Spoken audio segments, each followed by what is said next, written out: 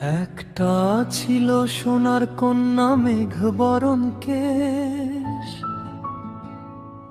ভাটি অঞ্চলে ছিল সেই কন্যার দেশ।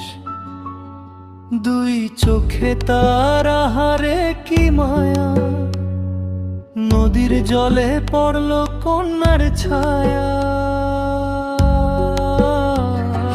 তাহার কথা বলি, তাহার কথা বলতে বলতে নাও দৌড়াইয়া চলি।